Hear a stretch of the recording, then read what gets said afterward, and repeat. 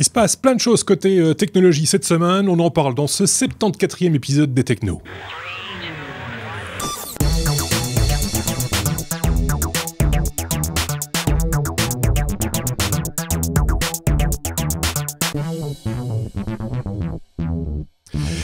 Et dans ce 74e épisode des Technos, on retrouve cette semaine de ce côté-ci Sébastien. J'essaie de retrouver Sébastien. Il est là. Je suis là. Voilà. Hey, salut. Et puis de l'autre, Marc, qui est également présent pour discuter de nouvelles technologies. Alors comme d'habitude, j'ai envie de dire, c'est notre façon de voir l'actualité high-tech de la semaine. Comme ça, c'est dit. Parce que sinon, on va encore venir nous reprocher de ne pas avoir été exhaustif. Il se passe plein de choses, évidemment, dans le monde high-tech. Et on n'a pas l'occasion de s'intéresser à tout. Donc on vous parle de ce qui a capté notre attention cette semaine. Voilà, c'est de cela dont il est question, épisode par épisode avec les Technos. Pas de courrier des auditeurs cette semaine, même si on a reçu encore des petits messages de soutien, ça et là, et des petits saluts et des félicitations. Et j'ai reçu des soutiens, oui. 95D de Ginette. De Ginette. Ma mère. Et maman, donc, si voilà. tu nous écoutes... Je lui rendrai, c'est bon. Je passe bonjour à ma belle-mère parce que j'ai appris qu'elle écoute le podcast. Ah ben voilà. Donc bonjour Jacqueline. Bonjour, son jogging, comme le breton. On va pas s'en sortir cette fois-ci, je sais pas pourquoi, ils sont au taquet. Quelques petites infos en bref, pour démarrer avant d'entamer notre abécédaire. Joyeux anniversaire Apple. Apple est né un 1er avril. Quelle blague. Si, 1er avril, il y a tout juste 40 ans, donc ça a mérité quand même de le signaler au passage. 1er avril également, la naissance d'un magazine qui nous a tous un petit peu envie, en tout cas moi, je sais pas vous les gars, de s'intéresser aux sciences et à la technologie. C'est le magazine de vulgarisation scientifique Science et Vie, qui s'appelait Les Sciences et la Vie au départ, et qui a 103 ans ce 1er avril. C'est quand même, ça date de 1913. Et hélas, beaucoup plus de pubs qu'à l'époque. Aujourd'hui, oui, il y a beaucoup plus de pubs qu'à l'époque. Hélas. Il faut quand même rappeler que Science et Vie, il y a eu par la suite, dans les années 80, si je me rappelle bien, le SV Mag, c'était Science et Vie micro. SVM, oui, effectivement. Ouais. Ça a fait les beaux jours des listings informatiques qu'on recopiait à la main avec 0,1 Oui, net. exactement. Et puis il y a eu une version... L'ordinateur individuel, c'était l'époque où la presse était pléthorique à l'époque. Et il y a eu même une version spéciale Mac, je pense, quelques années plus tard également. SVM Mac qui a aussi fini par contenir plus de pubs que d'articles. Ouais. Et puis finalement qui est mort. Voilà, comme beaucoup. Moi, il y en a un, quand je me rappelle à cette époque-là, c'était PC Team, qui était le seul à l'époque qui faisait des tests de matos intéressants. Ouais. Et c'est un des premiers qui donnait le petit CD avec. Juste. Et après, on a reçu plein de CD bien pourris. Voilà, exact. Alors, si vous voulez jouer dans les trucs, ça fait vieux et on était là le siècle dernier. Il y avait PC Fun aussi, qui était un super magazine, paix et son âme, PC Fun, parce qu'il publiait des articles de votre bien et cher technophile à l'époque déjà. Ah oui. Si. Donc il y a presque 20 ans. Donc j'étais encore un gamin. D'accord. Bref, voilà, ça nous a permis comme ça de se remémorer les débuts de la presse high-tech et la fin aussi, puisque depuis, je pense qu'il n'y a plus beaucoup de journaux qui parlent d'informatique de manière générale. Tout se retrouve sur Internet finalement. Playboy, on parle encore. Playboy, on en parle encore un petit peu. Des catalogues de pubs, beaucoup. De pubs aussi. Allez, bon. Joli lapsus. On accélère. Autre bref, mais on y reviendra peut-être la Build 2016. Ah oui, la Build. C'est la Build. C'est Microsoft, bien sûr. Ils ont tous leur grand-messe, que ce soit Apple, Google, etc. Microsoft également, depuis maintenant pas mal d'années. C'est au printemps, chaque fois, qu'ils nous annoncent un peu les tendances de ce que sera leur année à venir ou leurs années à venir. C'est une grand-messe pour développeurs, Marc.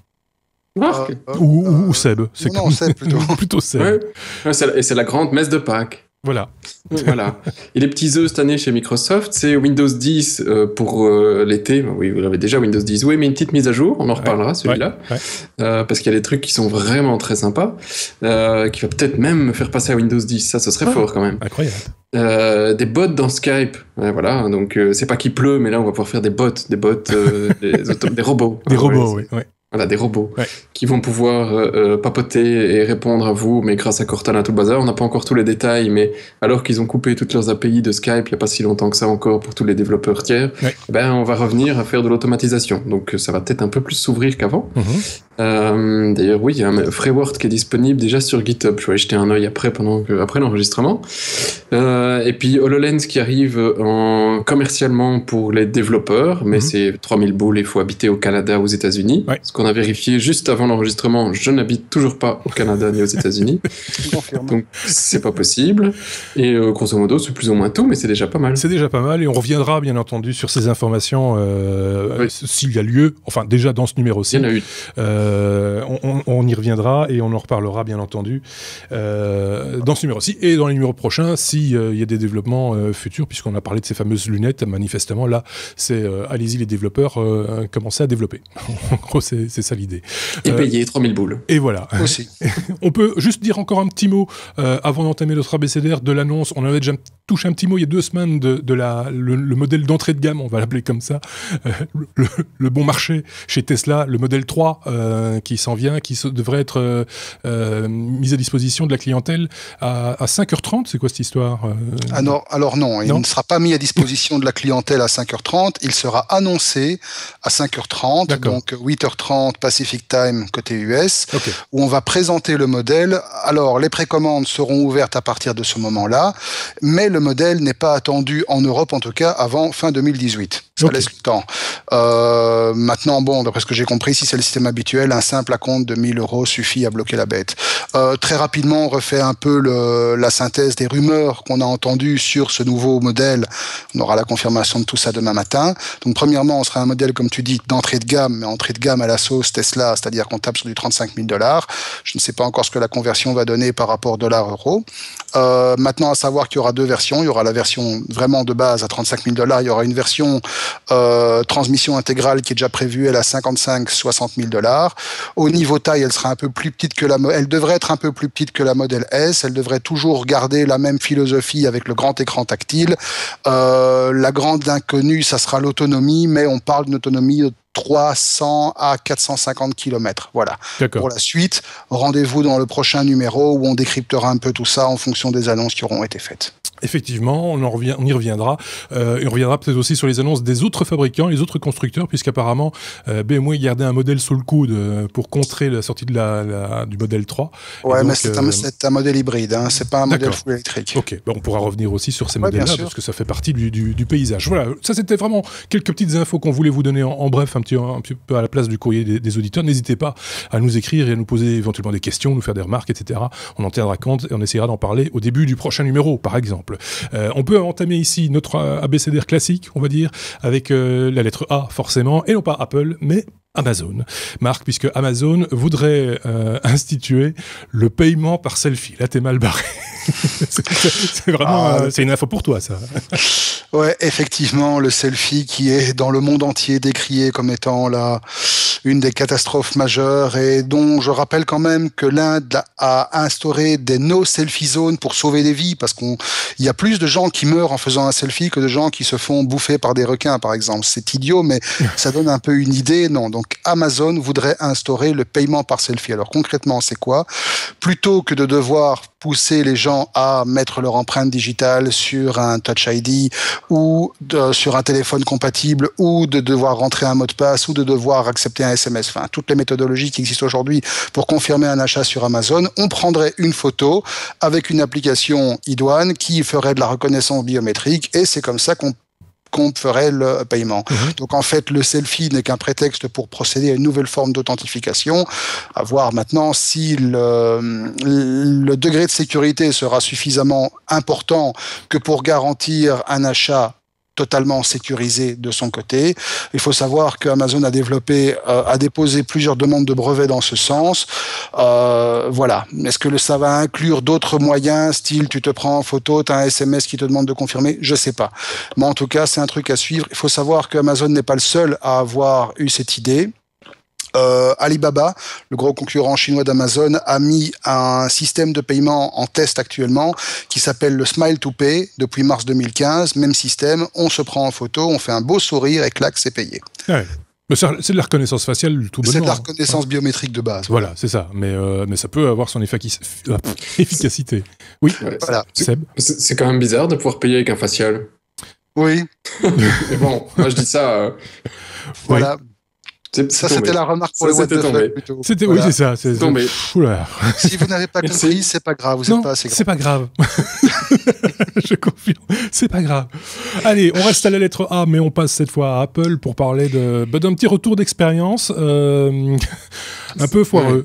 Ce n'est pas qu'un retour d'expérience. Non, mais en plus c'est un truc, je l'avais signalé la semaine dernière. On va reparler de la mise à jour iOS 9.3, en l'occurrence ici. J'en avais touché un tout petit mot la semaine dernière, puisqu'on avait parlé de la keynote avec Benoît. Et j'avais dit, tiens, il me semble avoir vu passer des messages de gens qui n'étaient pas très satisfaits de la mise à jour de leur iPad dans cette nouvelle version. Je pense que c'est des iPad 2, donc qui remontent quand même, voilà, et que donc il risquait d'y avoir des soucis. Manifestement, Seb, ça se confirme, mais pas qu'avec l'iPad 2. Il se confirme que moi j'avais un iPad Air et ma petite fille qui était en train de jouer avec l'iPad Air est arrivée, papa, écran tout bleu. Effectivement, l'iPad a tenté une mise à jour, a rebooté et écran bleu. Mais un bleu sympathique, un truc qui c'est pas le même bleu que chez Microsoft. C'est pas le même bleu et celui-ci il semble un petit peu, tu vois, il est animé, hein, tu vois, ça semble un peu bizarre. Donc bref, j'essaye un restore, il m'envoie chier 2 fois, 3 fois, 4 fois, 5e fois je finis par avoir un restore. Et bon, j'ai pu faire tout ce que je voulais. À chaque fois, à un moment ou un autre, cet écran bleu revenait, que ce soit un profil propre ou pas. Donc finalement, pas tellement le choix. Hein. J'étais dans une boutique Apple avec ma bestiole en disant je pense que l'iPad il marche moins bien. Ouais. Et donc la réponse d'Apple en l'occurrence c'est oui, mais votre iPad il a 3 ans, donc déjà dans ton cul. Ça fait mal. Déjà tu te dis c'est gentil, mon iPad il y a une semaine il fonctionnait bien, il dit oui, là il fonctionne plus, oui ça je vois bien. Et il dit on peut le renvoyer pour réparation, mais une réparation c'est 329 €, et ce sera un nouvel iPad qu'on va vous donner. Il dit oui, mais c'est pas ma faute. C'est comme ça, il est plus sous garantie. Donc en gros, pas extrêmement content. Non, pour moi, il est parti, il est renvoyé chez eux pour un diagnostic, mais a priori l'iPad est décédé. Et on t'en a donné un autre du coup. Non, il est d'abord parti pour quelques semaines en diagnostic. D'accord. Je veux dire que c'est assez... Ils sont un peu chiches parce qu'avant, j'ai eu des exemples comme ça avec des iPod Touch en l'occurrence, ou quand c'était des problèmes de ce type-là, oui, ils te faisaient payer, enfin quand ils étaient sous garantie, c'est vrai. Ils t'en refilaient directement à nouveau, quoi. Voilà, là, il est plus sous garantie depuis quelques mois. Je l'avais acheté en novembre 2013, 2 ans perdus à 4 mois près. Donc ça c'est encore le truc le plus rageant, c'est vraiment la semaine après la fin de ta garantie. C'est comme ça. C'est quand même... Et une réparation ça coûte quand même bonbon chez eux. Je reviendrai toujours sur la même chose, c'est qu'une mise à jour, je parle en connaissance de cause, parce que j'en ai fait une il n'y a pas longtemps qui n'a pas très bien tourné aussi, il faut le reconnaître, mais on y reviendra probablement une prochaine fois, on va pas tout charger en même temps, du côté de chez Apple, mais en même temps, patienter un petit peu avant de faire une mise à jour, ça vaut des fois le coup, ne pas se précipiter, d'attendre peut-être une version .1, .2. Oui, sauf que malheureusement, sur un iPad, t'as pas toujours le choix, le truc te le propose directement. Oui. Et il suffit qu'un gosse qui est en train de jouer appuie sur le mauvais bouton et c'est tellement facile. Il fait une mise à jour, quoi. Oui, bien sûr. Il dit papa, t'as vu, t'as le logo Apple. Oui, mais c'est... Et voilà. on le fait bien souvent en pleine confiance. La seule chose qu'on vérifie, c'est que l'appareil est sous tension ou que sa batterie est à 100%. Et vas-y, quoi. On le fait en confiance, en toute confiance. C'est bien, c'est une toute confiance qui était brisée. J'étais pas extrêmement content. Donc, je vois le petit doigt de Marc s'agiter. Non, moi je fais jamais une mise à jour tant qu'elle n'a pas fait ses maladies de jeunesse. Donc sur iPad, c'est clair que no way. D'ailleurs, j'ai vu passer il y a 1 heure une 9.3.1 qui vient de sortir, qui est censée résoudre des problèmes autres, qui sont notamment des problèmes de connectivité Wi-Fi, qui sont des problèmes de charge. Ouais. Donc systématiquement, chaque fois qu'il y a une mise à jour, on va dire majeure ou semi-majeure qui sort, on peut s'attendre à ce qu'il y ait des merdes, et donc je préfère laisser les autres essuyer les problèmes, attendre quelques jours, voire quelques semaines, et après, une fois que c'est fixé, Ce qui est assez particulier aussi, c'est que la mise à jour, il y a une mise à jour qui est allée entre guillemets de pair avec, manifestement, avec iOS 9.3. C'était la mise à jour de iTunes qui est venue après la mise à jour d'iOS. Donc peut-être que maintenant, avec la nouvelle version de iTunes, il y a peut-être moyen de réparer ton iPad, Seb. Trop tard, c'est trop tard, évidemment. Non, mais on ne sait jamais. Hein. Je l'ai renvoyé en colère. Voilà. J'espère que tu l'as marqué dessus. Je suis en colère. Je suis colère. Je suis colère. Seb, je vais te repasser la parole pour parler toujours d'Apple et de cette fameuse injonction contre Apple de la part du FBI. On ne va pas rappeler ici toute l'histoire. Hein. On se rappelle que le FBI voulait casser le code d'un iPhone, que Apple ne voulait pas et restait assis sur ses dossiers. On peut dire à juste titre, en tout cas ça dépend du point de vue, mais c'est le point de vue en tout cas des industriels des technologies, que ce soit Google, Facebook et autres. Ils étaient plutôt d'accord avec Apple, et puis que de l'autre côté, il y avait des gens qui disaient oui mais enfin c'est pour éviter les attentats, c'est pour aller contre le terrorisme, etc. Bon voilà, on en est où aujourd'hui, Seb ? Eh ben, on en est que le FBI a demandé officiellement à enlever l'injonction. Donc, ils ne veulent plus traîner Apple en justice pour avoir effectivement ce code pour débloquer cet iPhone, parce que le FBI n'en a plus besoin. Hein, donc, c'était prévu pour le 5 avril, donc c'était vraiment tout chaud. Et le FBI, en toute dernière minute, a réussi à débloquer cet iPhone via l'aide d'une société tierce, un tiers. Donc alors, je ne sais pas si Marc a plus d'infos sur le tiers, mais en tout cas, voilà, ils ont réussi à y accéder de manière donc détournée via une faille dans le système. Du coup, ça se retourne un petit peu contre Apple. Comme jailbreak, donc oui, donc voilà, Apple lui disait nous le truc est sécurisé, on peut pas blablabla. En fait maintenant le FBI annonce publiquement que vous nous avez fait chier, mais maintenant vous avez vu, on peut rentrer dans n'importe quel iPhone. Ouais. Et alors le FBI est un petit peu plus un petit peu plus cynique que ça, parce qu'il y a une loi aux États-Unis qui impose tous les services fédéraux à déclarer à la société qui possède, enfin qui fabrique le matériel, la faille qu'ils ont découverte. Donc normalement le FBI serait obligé d'expliquer à Apple comment ils ont réussi à débloquer cet iPhone, parce que Apple effectivement dans un communiqué est très curieux de savoir comment le FBI a fait. Hein, ça se retourne, quoi, c'est l'arroseur arrosé en quelque sorte. Tu vois le mec qui dit dites-moi comment vous avez cassé mon iPhone. Et le FBI dit non, la loi s'applique, mais comme ici c'est un tiers qui nous a donné l'information, c'est pas nous qui l'avons trouvé, donc c'est un peu dans votre cul les gars. Donc il joue un petit peu avec la loi et en réponse à Apple. Et donc si Apple veut savoir comment le FBI est rentré dans son iPhone, ils auront qu'à attaquer le FBI en justice. Il y a eu un tout petit... Bon courage. Ouais, c'est ça. Il y a eu un tout petit retour de situation où ils ont dit ouais, de toute façon c'était un 5S.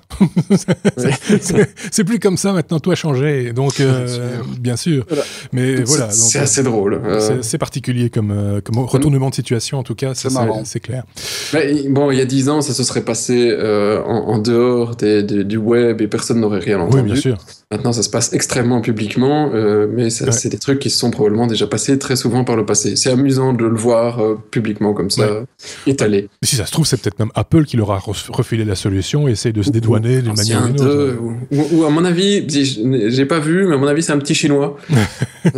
Parce qu'ils sont assez bons, les petits chinois. Ouais.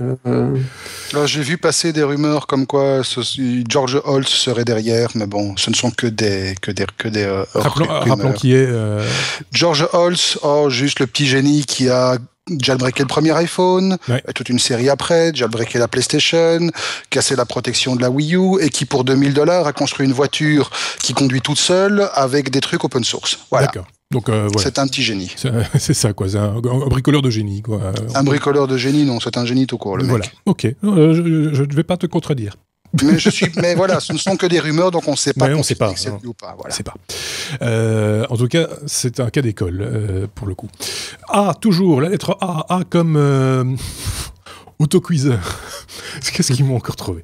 Ils m'ont trouvé un truc fabriqué, simplement parce que c'est fabriqué par un fabricant de smartphones. Du coup... On en parle dans les technos, Seb. C'est Xiaomi qui fait un autocuiseur. Il fait un autocuiseur. Et alors, je vois que déjà, dans les technophiles, même s'il n'est pas là aujourd'hui, il y en a un, je te laisse deviner qui veut l'autocuiseur de riz. Ah bon ? Bah oui. Xavier. Ah oui. Pour ceux qui ne voient pas, Xavier a des origines. Oui, c'est ça. Le gros cliché tout de suite. Mais voilà, oui, il peut être intéressé par cet autocuiseur parce que cet autocuiseur ne fait qu'une seule chose, enfin, en l'occurrence. Oui, il fait que cuire du riz. Voilà. Il est même pas connecté, le truc. Ah si, Si, quand même. Le truc est connecté à ton smartphone. Hein. Il est connecté avec ton smartphone. C'est donc il supporte plus de 200 packaging de riz, de machin, tout le bazar. Donc tu scannes ton paquet de riz, tu balances le truc dedans et automatiquement après il cuit le machin. Donc oui, c'est parce que c'est Xiaomi qui le fait, que c'est assez drôle, que ce soit contrôlé par un smartphone. On s'en fout un peu au final, c'est pour cuire du riz. Et chez nous, je suis pas sûr qu'il y ait un marché extraordinaire. Pour preuve, c'est vendu pour le moment en Chine uniquement à partir du 6 avril et il n'y a pas de plan pour le vendre en international. D'accord. Sinon, c'est $150 pour faire cuire ton riz. Ah, on t'a pas entendu, Marc. On le trouvera sur Alibaba. Sans doute, oui. $150 pour cuire du riz.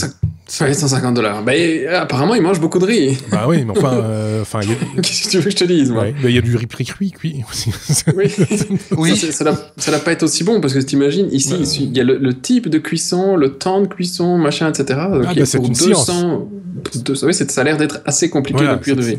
Ok. Oui. Sinon, vous savez, il y a le chinois du coin, le traiteur du coin, il fait très bien le riz aussi. Oui, c'est ça. Mais bon. Voilà. On va pas commencer à rentrer là-dedans, ou alors on commence un podcast gastronomique. Ah oui, tiens, pourquoi pas. On parle de la cuisson du riz, on vous fait un hors-série en 10 épisodes sur la cuisson du riz. Mais on ne le fera pas. Pas tout de suite en tout cas. On reste à la lettre A. Non, on la quitte, la lettre A. C'est bon, on passe directement à la lettre F, avec un truc un peu inquiétant, je trouve. F comme face-to-face. Marc, il s'agit de quoi? De transférer des expressions faciales vers une autre personne, enfin, de manipuler des images en quelque sorte. Ça va plus loin que la manipulation d'images. Alors précisons tout de suite que pour l'instant les résultats sont encore à l'état de prototype, dans le sens où pour un œil bien entraîné il est facile de détecter que la vidéo que vous vérifiez a été modifiée ou pas, mais le concept en fait à la base c'est de prendre les expressions faciales. Donc par exemple prendre mon expression faciale, je suis en train de parler. Tu sors. J'articule d'une certaine manière, mes lèvres bougent d'une certaine manière, j'ai des mimiques, et transposer ces mimiques, voilà, comme Marc le fait si bien devant vous, mais sauf qu'on n'a pas le soft avec nous maintenant. Et donc, transposer toute cette gestuelle, toutes ces mimiques sur un autre visage, mais de manière totalement fluide. Vous le voyez, on n'a pas encore le truc de notre côté. Non. Alors, si vous avez dû voir la vidéo qui traîne depuis quelques semaines sur le web, qui fait beaucoup de vues, c'est assez bluffant. Et en fait, le système a été développé, donc c'est un projet qui s'appelle Face to Face, qui a été développé par l'université de Stanford en collaboration avec l'université de Erlangen-Nuremberg et l'Institut Max Planck d'informatique, comme ça on les a cités. Et donc, le but est de modifier les expressions faciales d'une personne en temps réel. Alors, ça fonctionne comment? Il y a un acteur de référence dont on va filmer les expressions, dont on va filmer la gestuelle. On rappelle que pour l'instant, ça se limite uniquement au visage. Ça va être filmé par une simple webcam, comme on en trouve dans le commerce, comme nous en utilisons nous-mêmes pour faire ce podcast, donc un truc à 100-150 € maximum. L'appareil et le logiciel derrière vont synthétiser les expressions, vont créer un mapping 3D le plus fidèle possible du visage de la personne qui est sur la vidéo de destination, donc ce qu'on voit par exemple sur l'écran, le visage de George Bush, et va fusionner les deux en se restreignant uniquement aux zones qui représentent les points d'expression, donc les yeux, les sourcils, le nez, la bouche, etc. Et le résultat est quand même vachement flippant, parce qu'avec un matériel quasi anecdotique, on arrive pour une vidéo qu'on voit passer en vitesse à quelque chose qui est bluffant, réellement bluffant, et ça se fait en temps réel. Alors pour l'instant, donc l'algorithme n'est pas capable de traiter des très gros volumes de données, et le mapping du visage de destination peut encore être amélioré, ce qui fait que c'est encore légèrement perfectible, mais à partir du moment où l'algorithme aura été optimisé et où la caméra et les logiciels seront capables de traiter des trucs en haute définition, Voilà, là, ça pose vraiment une question de la manipulation. On connaissait déjà la manipulation de l'image fixe depuis longtemps en Photoshop. Voilà, c'est quelque chose qui est dans la culture courante aujourd'hui. À partir du moment où on commence à pouvoir faire de la manipulation de vidéos, ça existait déjà, mais en différé, ça demandait de la post-prod, ça demandait pas mal de travail. Ici, grosso modo, ce système va vous permettre de faire dire ce que vous voulez à qui vous voulez. Oui, en tout cas, facialement, oui. Enfin, facialement, oui. Facial. Non, mais c'est pas grave. C'est assez inquiétant, effectivement. Il suffirait plus que d'avoir le son. Et ceci étant dit, les grimaces qu'on fait tirer, que ce soit à George Bush Jr. ou à Donald Trump, ils n'ont pas l'air plus intelligents. Non, c'est vrai, mais ça prouve que la technologie, sur des petits échantillons, est quand même assez réaliste. Oui, c'est assez bluffant, effectivement. Donc, où va le monde? Parce que finalement, ça va peut-être aussi intéresser l'industrie du film, du cinéma, de pouvoir utiliser des acteurs morts, par exemple. Oui, exactement. Pour plus payer de droits. Pour aussi, par exemple. Donc, ça risque d'être un peu... On risque fort d'avoir des trucs un petit peu extrêmes de ce genre-là, sans déconner. Maintenant, au niveau de l'industrie du cinéma, c'est pas nouveau. Ça fait déjà quelques années qu'on reconstruit des visages d'autres acteurs en 3D mapping de manière très très très performante. Oui. Mais voilà, ça pourrait ajouter effectivement une dimension en plus au niveau de la création des rushs en temps réel, etc. Donc ça pourrait effectivement faciliter le mouvement. Ok, bon, encore un truc à suivre. On verra ce que ça donnera dans les années à venir. Hein. Là, on parle c'est une échelle, c'est pas la semaine prochaine, quoi, hein, c'est clair. Non. On reste à la lettre F comme Facebook, Facebook Messenger, en l'occurrence, Sébastien.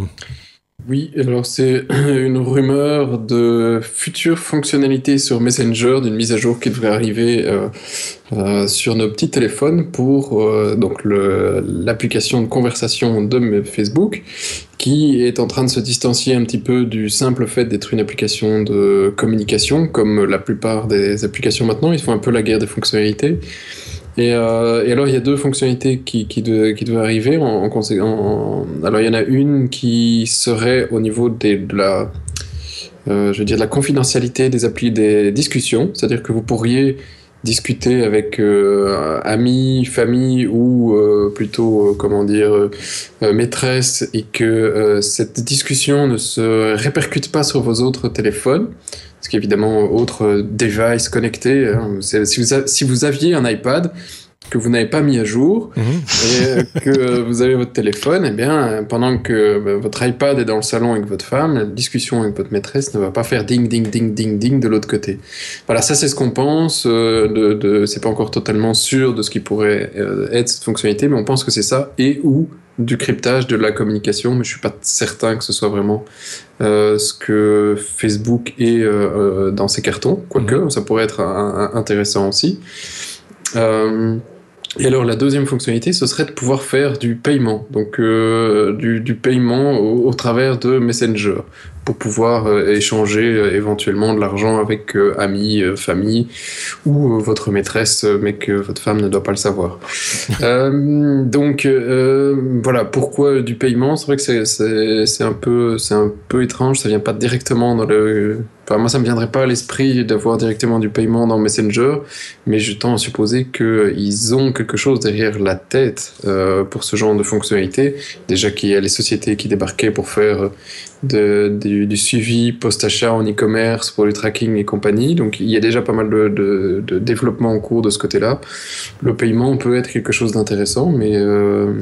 je connecte pas encore tout, quoi. Il y a de vrais enjeux du côté du secteur bancaire dans tout ce qui est application mobile, etc. On le voit de plus en plus, que finalement, celui qui demain rencontrera encore un banquier, c'est qu'il sera déjà très riche lui-même, et que l'utilisateur moyen que nous sommes utilisera plus facilement des applications et des choses comme ça. Et ça s'inscrit dans cette logique-là quelque part. Quand ça marche.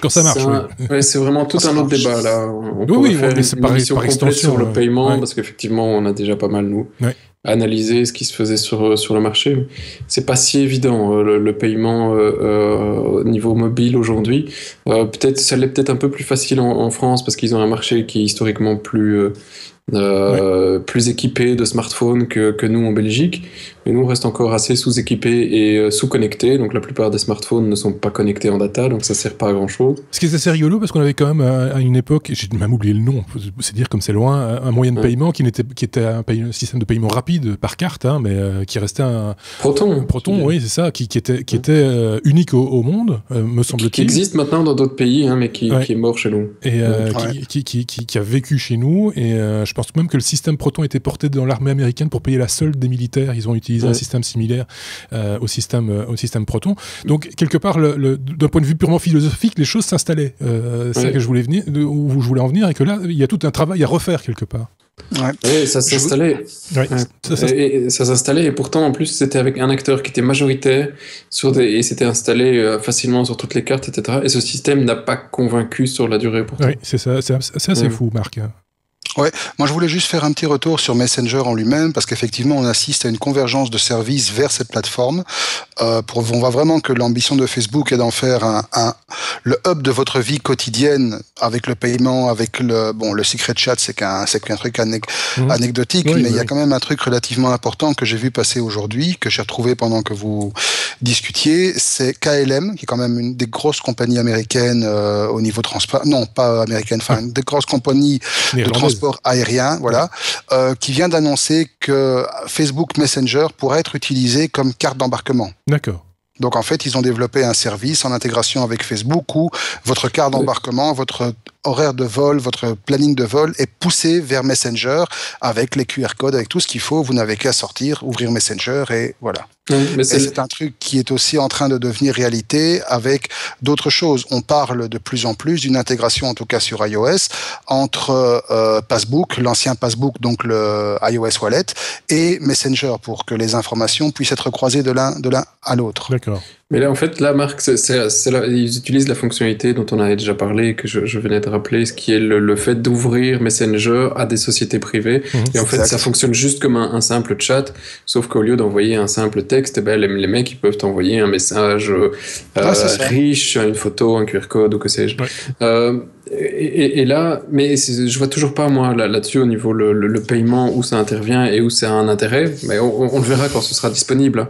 Mais au niveau des discussions, moi, ça me pose une autre question philosophique, c'est que si effectivement on fait des discussions entre personnes privées et avec des entreprises, bah, à un certain moment, si tu as une génération qui va peut-être se dire l'email, j'en ai pas besoin, je peux me satisfaire d'un système de communication comme Messenger. Et d'une certaine manière, moi, ça me pose un problème dans le sens où c'est contrôlé par une société et c'est pas un standard qui est ouvert et sur lequel n'importe qui peut aller développer ses outils. Et franchement, par contre, quand on regarde le mail est un standard qui est totalement désuet aujourd'hui. Il est utilisé très massivement. On ne saurait pas se passer du mail, mais il est totalement désuet parce qu'il manque vraiment d'un énormément de... Voilà, il manque de plein de fonctionnalités en sécurité, etc. Il est vraiment... il est moisi, mais il n'y a rien qui arrive à le remplacer aujourd'hui. Si on ne parle que purement communication du particulier vers l'entreprise, il y a un autre outil dont on parle peu, mais qui existe et qui donne des résultats, c'est Twitter. Où on voit de plus en plus de relationnel qui se fait entre le client satisfait ou non satisfait vers un community manager, soyons clairs. Et tout ça pour remplacer le mail. Et tout ça remplace le mail une fois de plus. Et puis en plus, c'est public, c'est sur la place publique, et donc ça incite aussi peut-être l'entreprise à réagir de manière un petit peu plus rapide, un peu plus positive, parce que ça va être vu, c'est au su et au vu de tout le monde. Donc ça, c'est un autre aspect. Peut-être que l'IETF ou le W3C, même si c'est pas vraiment le rôle du W3C, devrait se mettre à table pour une fois discuter de qu'est-ce qu'on peut faire après l'email. Oui, c'est un peu ça. Ça pourrait être une idée. En même temps, c'est très ambitieux, parce que. Oui, mais ça doit être. Pour moi, ça doit être ouvert. Ça doit pas être une société comme Twitter, comme Facebook. Effectivement. Il faudra. Voilà. C'est ça. On va passer à la lettre G. On accélère un tout petit peu et on va repasser la parole à Marc peut-être pour parler de Google, puisque à la lettre G il y a Google et il y a également Gmail. On en revient. On mail. Gmail qui nous a prévenu, ou en tout cas qui va nous prévenir quand on est hacké par le gouvernement. Ça, c'est bien, ça. Oui, effectivement, parce que Google nous a appris récemment qu'en fait, depuis 2012, il y a à peu près 1 million de ces comptes qui ont subi ce qu'on appelle un hack gouvernemental. Donc, en fait, un hack gouvernemental, c'est quoi ? C'est quand le gouvernement, principalement des États-Unis ici, s'intéresse à Google comme outil de communication qui peut transférer des choses qui sont pas toujours très orthodoxes, et donc installe des systèmes de monitoring, installe des systèmes de hacking, tout bêtement, qui vont aller piocher dans les comptes, qui vont aller auditer les comptes. Donc, probablement tout cela se fait avec des systèmes style échelon, il y a du scanning qui est fait en temps réel. Ben voilà, pour prévenir les internautes que leur compte a été hacké ou est susceptible d'être hacké par le gouvernement, donc Google a mis en place un nouveau système d'alerte où ils avertissent que des hackers supportés par le gouvernement pourraient essayer de voler votre mot de passe. Donc c'est tout gentil, c'est tout mignon. Ça leur permet aussi de pousser, et c'est pas une mauvaise chose, l'utilisateur vers un système d'authentification à 2 niveaux, donc un two-factor authentication. Voilà. Maintenant, bon, comme d'habitude, on rappelle les trucs de base. Si vous avez un compte email, changez régulièrement de mot de passe. Choisissez des trucs qui sont pas évidents. Voilà. Peut-être plus souvent d'ailleurs le mot de passe de votre compte email que tous les autres mots de passe, parce que finalement tout passe par là. Hein. Exact. Est-ce que je peux m'étrangler sur cette sur le bout de cette, enfin la fin de cette actualité, c'est quand tu dis changer de mot de passe régulièrement, eh bien en fait il y a une étude, et franchement j'ai plutôt tendance à la suivre, qui dit que au plus on force les gens à chaque fois à changer leur mot de passe, au plus la sécurité devient compromise. C'est-à-dire que j'ai vu passer l'étude. Oui. Ce n'est pas aussi sûr qu'on doit forcer les gens à changer tout le temps de mot de passe pour avoir une bonne sécurité et un mot de passe de qualité. D'accord. Donc ça commence à être remis en cause. Il y aurait une fatigue de l'utilisateur qui irait au mot de passe le plus simple chaque fois, ou un peu plus simple chaque fois, ou... Oui, ou qui va finir par le noter sur son bout de papier à chaque fois, ou qui va toujours le perdre, ou qui machin. Donc c'est pas forcément la meilleure des solutions. Voilà. Donc c'est un projet qui a été lancé dans la mare cette semaine. Donc il vaudrait mieux un long mot de passe bien compliqué qui reste longtemps qu'un petit qui change tout le temps, quoi. Voilà. Mais par contre, de ne pas utiliser le même partout, ça c'est clair. Ça, c'est clair. D'ailleurs, il y a un truc qui est très simple, ce qu'on appelle le mot de passe modulaire, où vous utilisez une racine qui est commune à tout le monde et un suffixe qui varie de site en site. Voilà. Ça vous permet d'avoir un truc qui est pas trop difficile à retenir, qui garantit une certaine longueur en plus. Et du moment que le radical est suffisamment complexe, vous êtes un peu plus tranquille. On joue un petit peu avec des majuscules. Et sinon, c'est pétrolane. Aussi. Donc des majuscules, peut-être un petit signe pourcent dans le coin, ou un truc comme ça. Voilà. Juste une petite parenthèse, j'ai appris qu'il y avait un truc qui était un petit peu embêtant. Il y a des gens qui ne peuvent pas profiter du net comme tout le monde. Il y a des gens qui s'appellent Nul. Oui, il y a une madame qui s'appelle Nul, et chaque fois qu'elle essaye de réserver un ticket d'avion avec un système de réservation en ligne, elle est obligée, la pauvre, de téléphoner au bureau de la compagnie aérienne pour faire réserver. Et évidemment, personne ne la croit. Tout le monde croit que c'est un canular. Nous plaignons cette dame de tout notre cœur, et on rappelle que pour ces gens-là, il y a quand même des procédures de changement de nom qui permettent. Et le pire, c'est que la dame en question n'utilise pas son nom à elle, mais le nom de son mari, qui est un gros nul. Ouais. C'est 0 pointé.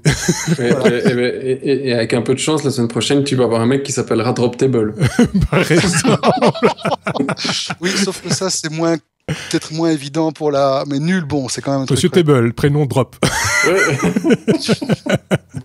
Ça me rappelle, alors je sais pas si c'est un hoax ou si c'est un truc réel, les types qui s'étaient promenés avec une photo, puisque vous savez que la reconnaissance, la détection des plaques quand vous faites flasher par un radar, il y a un système de reconnaissance de caractères pour identifier il y avait des gars qui s'étaient promenés avec scotché sur l'entièreté du pare-choc, requête d'injection en SQL.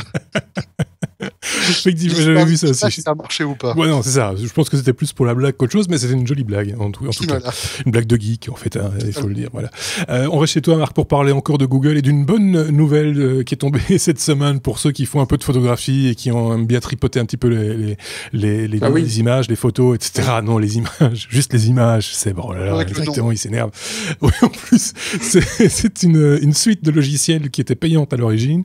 C'est la Nick Collection de Google, oui, je suis désolé, qui est maintenant disponible gratuitement. Allez-y. Oui, c'est un truc qui coûtait quand même à l'origine $499, donc le prix a été baissé à $199 et puis $100, jusqu'à effectivement il y a quelques jours où le truc est devenu totalement gratuit. Alors, Google Nick Collection, ce n'est pas un logiciel autonome, c'est une série de filtres que vous devez utiliser avec un logiciel hôte comme Photoshop Elements, Photoshop tout court ou Lightroom, mais ça permet en fait, à travers une interface assez conviviale, assez simple, d'appliquer Alors certains qui sont partisans du simplisme diront des filtres à la Instagram.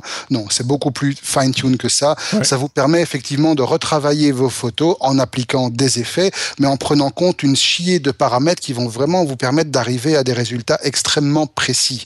Et donc vous avez comme ça différents filtres, différentes familles de filtres qui sont fournis, notamment des appareils pour pouvoir resimuler des photos à l'ancienne, des outils qui permettent d'afficher la couleur, d'ajuster la tonalité, la température, les teintes, etc. De faire ça de manière sélective sans passer par des masques. Vous avez des outils pour gérer l'HDR, vous avez des outils pour émuler différents types de films, donc vous pouvez reproduire des effets de pellicule, de la correction chromatique. Tout ça est extrêmement intéressant quand vous faites de la photo.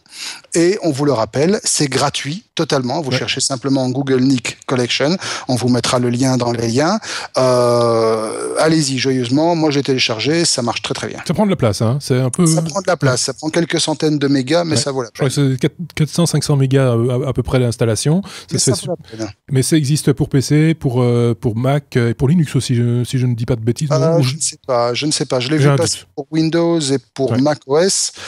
Pour OS X, mais voilà, je n'en sais pas plus. Donc voilà, c'est une bonne nouvelle qui est tombée cette semaine. Ça veut dire qu'il va y avoir quelque chose de plus puissant qui va le remplacer, ça c'est clair.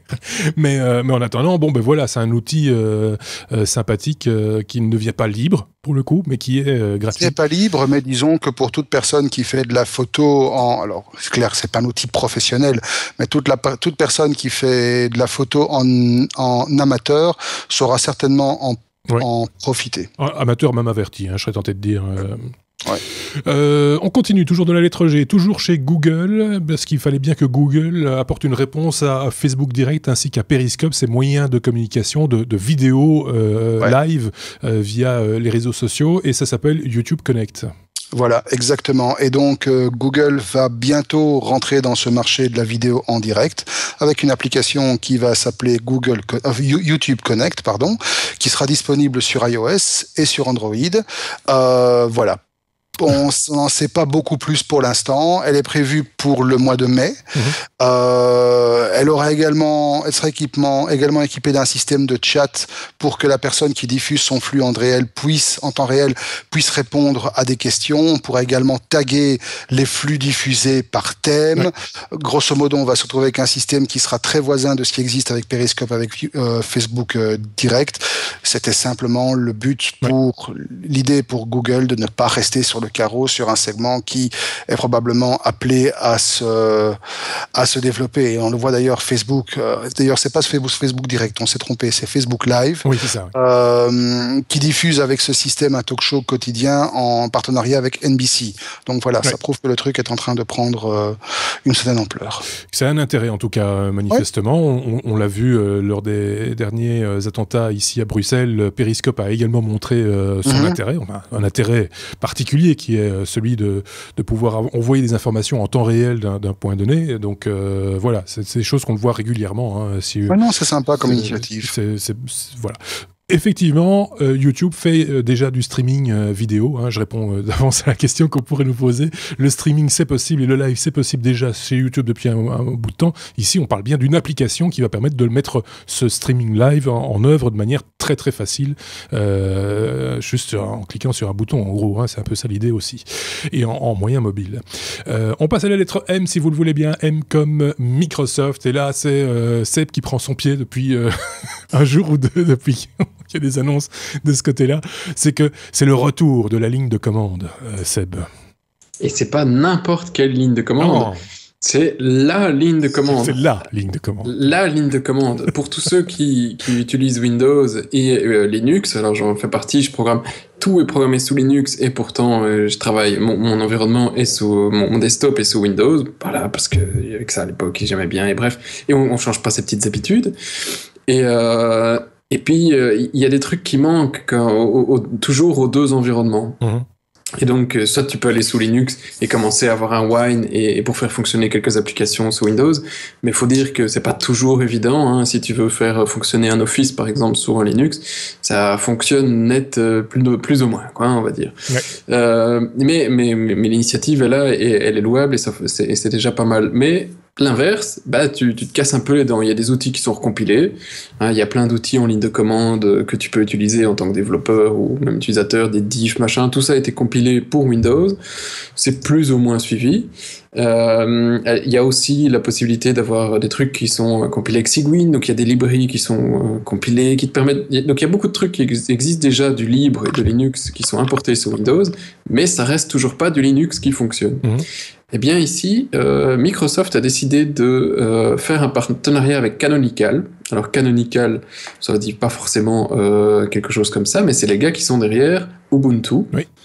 Et grâce à ce partenariat, on va pouvoir, dans Windows, faire fonctionner un shell Linux.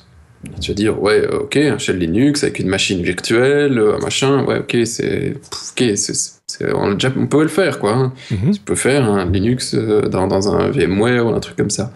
Eh bien non, en fait, tu vas simplement lancer le command-com, et dans le command, tu vas lancer bash, et quand tu auras lancé bash, tu vas te retrouver dans un environnement Linux qui sera natif. D'accord. Donc ce sera un Linux natif sous Windows avec Canonical. Un peu comme le DOS, non? Un peu c'est pas le même esprit que le DOS Oui, c'est ça. T'as ton bash qui va te donner accès à tous les utilitaires et tout ce qui tourne sous Linux. Donc ce sera plus un exe avec le header qu'on connaît. Ici, ce sera des ELF, donc des vrais binaires Linux qui vont tourner sous Windows. Et attention, c'est pas une machine virtuelle, c'est vraiment des liens qui sont faits, les binaires qui sont analysés pour faire les appels API directement à Windows au lieu de Linux. Mais alors ça a demandé un travail qui est quand même colossal parce que les API sont pas du tout les mêmes. Hein, créer une fenêtre sous Linux n'est pas du tout la même chose que créer une fenêtre sous Windows. Ici, tout a été relinké par Microsoft pour que ce soit comme si c'était du natif.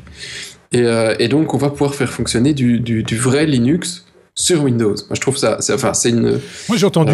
j'ai pas entendu, j'ai lu plutôt quelqu'un qui disait que, voilà, maintenant, l'environnement Microsoft, entre guillemets, devient la machine ultime de développement. En gros, c'était peut-être exagéré, mais c'est un peu... ce que tu viens de nous expliquer, ça va un petit peu dans le même sens. C'est pas exagéré. Ça devient une machine qui permettrait d'accéder à tout ce que tu veux comme binaire sans devoir te casser la tête à booter sur plusieurs machines. Et donc, non, c'est vraiment... C'est une révolution qu'ils font là, honnêtement, hein, parce que c'est quelque chose qu'ils auraient pu faire il y a 20 ans, mais qu'ils n'ont jamais fait parce que ils étaient fermés sur leur écosystème. Ils ont compris avec leur nouveau CEO qu'il fallait vraiment s'ouvrir pour que les gens utilisent leurs applications. Ils font un travail qui est remarquable, honnêtement. Et alors, la cerise sur le gâteau, bon, déjà, la petite cerise, c'est qu'on ne vous parle pas de science-fiction pour dans 20 ans, c'est pour cet été, oui. C'est pour maintenant. Et la deuxième cerise, c'est que Microsoft annonce que c'est que le début. Donc ils ont travaillé avec Canonical, ce sera un premier shell, bash, mais ce sera pas le seul. Donc ils vont pousser ce lien avec Linux dans le futur. Donc c'est génial. Peut-être qu'on va avoir un OS X Oui, c'est ça. Ce qui est fou, c'est que ce revirement de situation, parce que 15 ans ou 16 ans après que tout le monde ait renié Microsoft, en l'appelant Microsoft la plupart du temps, et en remplaçant ces S par des dollars, le monde du libre avait vraiment une haine profonde pour le produit. Aujourd'hui, Microsoft devient le plus gentil du monde. C'est cyclique, hein, dans l'informatique, c'est cyclique. Google a été le chevalier blanc et puis est devenu un monstre assoiffé de sang, et dans 10 ans, s'ils sont toujours là, Google sera peut-être de nouveau un chevalier blanc. Microsoft a eu de longues années noires et effectivement est en train de revenir avec son nouveau leadership vraiment au devant de la scène. Et c'est génial parce que voilà, c'est des gens qui ont aussi plein de bonnes idées, ils ont fait plein de bons trucs par le passé, du bon matos, etc. Donc c'est tout en leur honneur et à la sueur du front. Effectivement. On va rester chez toi, Seb, parce qu'il faut quand même accélérer un petit coup. On passe directement à la lettre N. C'est N comme Netflix. On change vraiment de domaine pour le coup. Pour parler de Netflix Party. Oui, alors c'est une petite extension Chrome. Alors Netflix Party, c'est plutôt connu en général. C'est Netflix. Je sais plus comment on dit d'ailleurs. Merde. Mais tu viens regarder un Netflix à la maison et on couche, en gros. Hein. Netflix and chill. Voilà, merci Marc. Tu vois qu'on a les mêmes références. Oui, ici, ça va pas être possible, mais on va quand même pouvoir faire du Netflix. Mais on pourra pas coucher parce qu'en fait, le but, c'est de pouvoir regarder Netflix ensemble, mais à distance. Donc, tu as envie de regarder le dernier Star Wars, qui sera peut-être même pas sur Netflix. Hein. Et peut-être qu'ils ont le premier. Hein. Ils ont quand même des films assez vieux, désolé.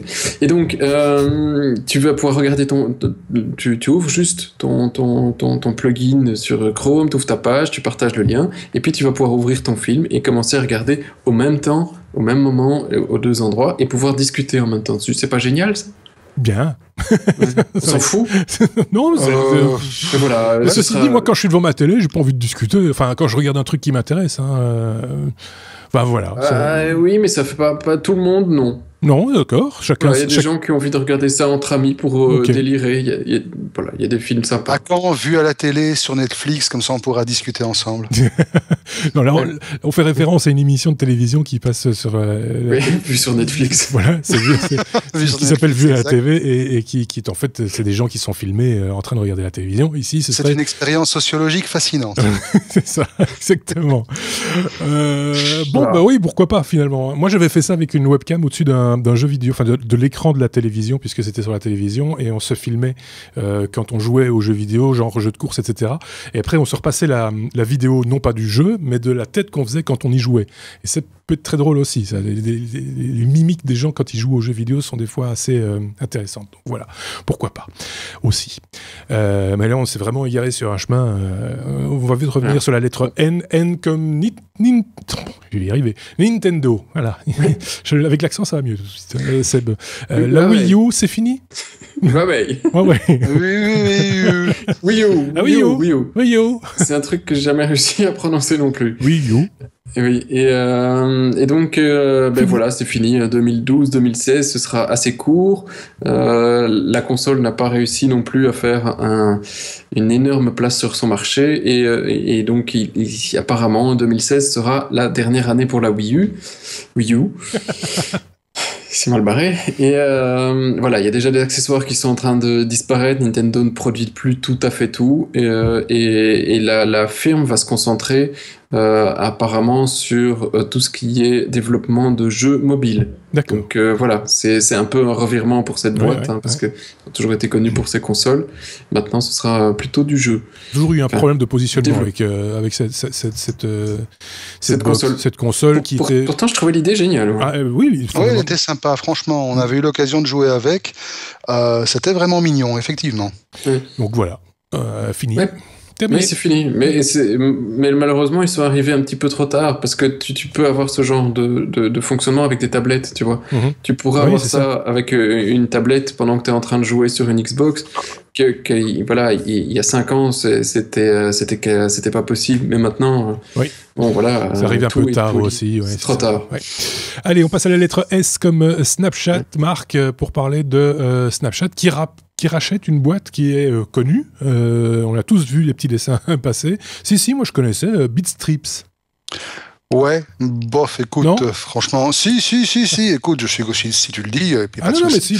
Mais tu dois être un des seuls, parce que franchement, les analystes sont vachement nombreux à ne plus rien comprendre à la stratégie de Snapchat pour l'instant. Non, mais ça, c'est la stratégie de Snapchat, ça, je la comprends pas non plus. Mais Bitstrip, c'est un truc qui est quand même relativement connu, quoi. Oui, bon, sauf que le truc a sévi pendant quelques mois sur Facebook avant de tomber dans les oubliettes des réseaux sociaux. Faut pas oublier que le truc a pollué à un tel point que finalement, moi, j'ai fini par blacklister tous les types qui postaient des Bitstrips sur mon mur. C'était des bits sur ton mur. Je comprends. C'était insupportable. Et donc, malgré tout, bon, voilà, Snapchat vient de mettre 100 millions sur la table pour ce qu'on peut appeler grosso modo un objet web non identifié, c'est-à-dire un truc qui était totalement inutile, totalement superflu et donc pour certains totalement indispensable, dont l'état de grâce n'a duré que quelques mois dans la mesure où le truc est mort très vite. Dieu merci pour la survie de l'humanité, et que beaucoup de gens ont qualifié en fait comme étant stupide, inutile et régressif. Donc il faut savoir que depuis sa chute, Bitstrip s'est reconverti dans la création d'emoji. donc les petites icônes animées que l'on trouve principalement dans toutes les conversations de chat et notamment dans Messenger et dans toutes les applications qui font ce genre de choses. Ça vous permet de mettre des autocollants, ça vous permet de montrer aux gens que vous avez très mauvais goût en matière de création graphique et des trucs comme ça. Mais sinon, à part ça, et ça vous permet aussi de montrer que vous avez un humour de chiotte, mais sinon, à part ça, voilà, le rachat est fait, 100 millions de dollars pour ça. Oui. Donc, encore une fois, plus personne ne semble aujourd'hui comprendre la stratégie à long terme de Snapchat. Ouais. Et personne ne s'en plaindra vu que, oui, mais enfin, en même temps, Snapchat, ça touche... Alors, nous, on est en dehors du scope complet de Snapchat, il faut le reconnaître. Oui, il faut le préciser, on n'est pas du tout le public cible. Non. Ça nous permet de voir la chose avec un minimum de détachement. Oui, c'est ça. Moi, je suis à peu près, 3 fois et demi trop vieux pour cet outil, en gros. Moi aussi, voilà, c'est ça. Donc, mais il faut de constater que ça fonctionne chez un public très jeune et que, oui, le fait de pouvoir se faire ses propres petits emojis ou ses petites caricatures bidons, machin, etc., même si c'est un métier caricaturiste et que l'humour est un autre métier également, peut-être que ça peut avoir son petit succès. Les deux collent pas généralement ensemble. Non, en général, ça fonctionne pas super bien. Enfin, on verra un petit peu ce qu'ils vont en faire, mais voilà, c'est un peu ça l'idée. Effectivement. Donc, disons, moi je vois ça d'un œil totalement circonspect, un peu dubitatif, même vachement dubitatif. Voilà, j'espère juste que ce truc va pas réinvestir les murs de Facebook d'une manière ou d'une autre. Ça ne revienne pas par une autre porte, effectivement. On passe à la lettre W, et pas encore, c'est pas encore la fin. Parce que il y en a qui connaissent un petit peu le truc. Ah, W est chouette, il y a un W cette semaine. Non. Le W que vous attendez arrive. Ça, c'est un autre W. W comme Waze. On vous a bien eu. Seb, on parle de Waze 4. Waze 4, c'est le bien, nous dis-tu. Ah, c'est bien, j'ai pu le tester pendant longtemps avant qu'il n'arrive en version finale sur Android, parce qu'il y a une version, il y a tout un programme de bêta-testeurs, si ça vous intéresse, allez chercher un peu sur le site de Waze, c'est pas fort caché. Et donc après, vous pouvez jouer avec des versions de test avant tout le monde, et la grosse nouveauté, c'est le look. Alors, le look avait déjà été changé sur iOS il y a un petit temps, maintenant il a été adapté sur Android. Bon, il est, vous l'avez déjà reçu probablement si vous utilisez Waze, qui, on le rappelle, probablement une des meilleures applications GPS, sauf quand on se trouve en Israël. Donc, alors que c'est un programme israélien. Oui, c'est un programme israélien, tout à fait. Ouais. Donc c'est un des meilleurs qui a été racheté par Google, et le relifting était indispensable et il est exceptionnel. Voilà, il est. On dirait une Wii U. C'est pas une Wii U. Mais voilà, on a des plus gros boutons, on a des plus gros, donc c'est plus accessible, ça a vraiment, c'est plus facile à utiliser en roulant, et les cartes sont plus lisibles. Et alors il y a une fonctionnalité qui est apparue et qu'on retrouve dans toutes les news qui parlent de Waze 4, en dehors de son design qui est franchement voilà, supérieur. Cette nouvelle fonctionnalité, c'est le fait d'avoir la limitation de vitesse. Alors c'est assez drôle d'un côté, parce que la limitation de vitesse, ça existe dans toutes les applications GPS depuis toujours, quasi. Donc votre TomTom, votre Navigon, que sais-je, pouvait toujours râler sur le fait que vous étiez à 180 sur l'autoroute, en vous affichant un gros 120, parce que c'est 120 en Belgique. Maintenant, Waze le fait aussi. Donc ça, voilà, il se met à niveau de ce côté-là. Mais ce qu'il faut savoir sur Waze, c'est que effectivement Waze n'a pas fait comme tous les autres GPS qui en général achètent ces informations à une société qui a fait ça et qui a cartographié tout le monde. Waze, lui, avait fait la cartographie grâce aux utilisateurs. Eh bien, pour tout ce qui est la limitation de vitesse, ce sont aussi tous les bénévoles qui ont rentré ces informations. Donc là aussi, on a une qualité qui est supérieure et bien souvent plus à jour que ce que peut avoir cette société au niveau mondial, parce que cette société, alors pour la petite anecdote, comment ça fonctionne d'ailleurs pour les autres fabricants de GPS, je vais faire court, comment ils font pour savoir qu'il y a 2 bandes, que là il y a une limitation à 50? Eh ben c'est simple, ils parcourent en bagnole toutes les routes du monde avec des petites caméras, et puis il y a des petites mains qui sont payées dans les pays pas trop chers de l'Est ou en Inde à regarder ces vidéos et en même temps à dire là c'était 50, là c'était 90, etc.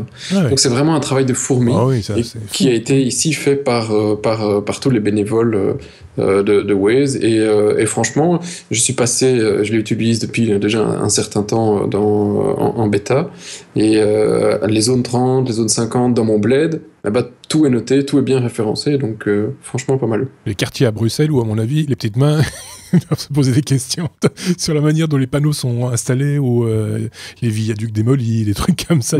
Ça doit être un petit peu particulier à suivre, en tout cas. En tout cas, c'est un travail c'est un travail de fourmi. Ouais, c'est incroyable. Ok, donc ça c'était pour Waze. Alors pourquoi est-ce qu'on faisait cette petite allusion il y a 2-3 secondes, minutes plutôt, sur Israël? Sur Israël, c'est parce que je pense que c'est une patrouille israélienne qui s'est retrouvée perdue dans un camp palestinien, et ils ont été tout étonnés de se faire caillasser parce qu'en fait Waze avait choisi pour eux un parcours qui était plus court et qui les amenait tout droit dans un endroit où ils ne devaient pas être, on va dire ça comme ça, où ils pouvaient peut-être être, mais ils ne devaient pas en tout cas. Et donc voilà, c'est des choses qui arrivent de temps en temps, ce qui nous amène tout naturellement à notre What the fuck de la semaine, une lettre W encore, avec une autre histoire qui s'est produite, comme quoi on fait trop confiance des fois dans l'outil numérique, Marc, puisque c'est là un cas avec Google Maps qui a fait en sorte, enfin, en tout cas qui est incriminé dans la démolition d'une maison.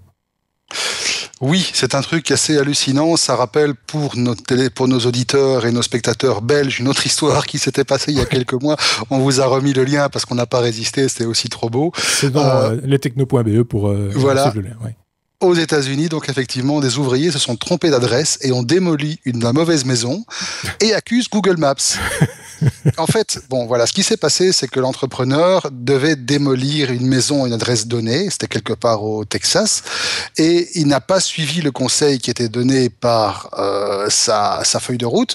Il s'est basé sur Google pour trouver l'adresse. Et il a démoli le mauvais bâtiment. Donc en fait, ce qui se passe, c'est que les deux maisons qui ont été interverties étaient situées dans 2 rues différentes, qui portaient 2 noms différents. L'une c'était Cousteau Drive, l'autre c'était Calypso Drive. Mais Google Maps les indique au même endroit. Oui, Cousteau, Calypso. Bah oui, justement, voilà. Donc Google les incite, voilà. Et donc en fait, c'était 2 maisons qui avaient été touchées par des tornades. L'une était dans un état abominable et devait être abattue. L'autre avait été endommagée mais devait être réfectionnée. Ils ont mixé les deux et ils ont démoli la mauvaise. Et donc en fait, après avoir été questionné sur la chose, Google a reconnu son erreur dans un communiqué de presse officiel et a déclaré, donc Google Maps montrait effectivement des informations incorrectes pour les maisons en question. Les 2 adresses menaient au même endroit sur Google Maps. Nous assumons l'erreur, etc. Maintenant, assumer l'erreur, ça veut dire qu'ils ont corrigé l'erreur. Oui. Ça ne veut pas dire qu'ils vont prendre en charge, parce que pour la pauvre dame qui est la propriétaire de la maison qui a été abattue, va maintenant commencer une longue procédure pour essayer de faire piger et d'accepter à son assurance que finalement, c'est pas elle, c'est Google. Bon courage. Alors, comme tu le disais, ça pose la question du fait qu'on a tendance un peu trop souvent à se reposer sur la technologie et à mettre le cerveau débranché. Ça finit par déresponsabiliser les gens, ces machins-là. Hein. Plus il y a d'informations de ce type-là, moins ça les... Voilà, donc du coup... Mais c'est quand même grandiose, quoi. C'est quand même assez fabuleux, effectivement. C'est pas le seul what the fuck de la semaine. Je vais repasser la parole à Marc pour parler d'une autre chose dont il a été discuté un petit peu en marge du build de Microsoft, faut-il le dire, c'est que Microsoft met en place des bots, pas les chaussures, hein, des bots, des robots, quoi, pour discuter avec nous, parce que des fois, on a envie de discuter avec un robot plutôt qu'avec un être humain, par exemple.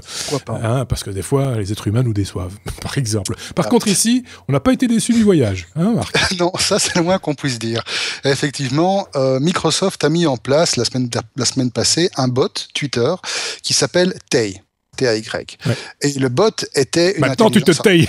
Voilà, exactement, c'est ce qu'on lui a dit à la fin.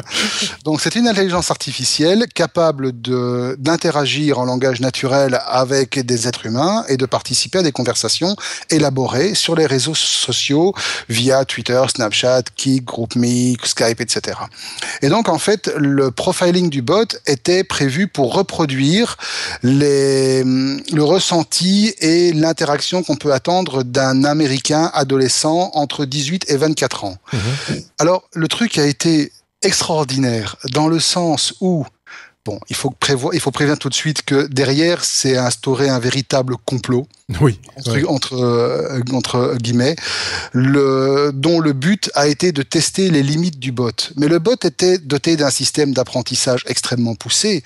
Et donc, quand vous avez à peu près 10 000 trolls, parce que là on parle vraiment du gros troll poilu qui pue, qui se sont amusés à balancer absolument toutes les horreurs possibles et à essayer de driller le bot pour qu'il réagisse la même chose, vous arrivez à des déclarations après quelques heures où le bot vous dit que Hitler avait raison de faire ce qu'il a fait et qu'il aurait dû terminer le boulot, à sortir des déclarations ouvertement racistes en disant que les Noirs sont cons et sont pauvres, on n'assume pas du tout. Hein. Non, c'est clair. En disant que franchement, il faut éradiquer tous les Juifs, que la seule manière de dialoguer avec l'islam, c'est avec une bombe atomique, et qu'il fallait absolument voter pour Donald Trump. Voilà, ça donne un peu une idée de la qualité du bot. Alors le truc a été mis hors service immédiatement.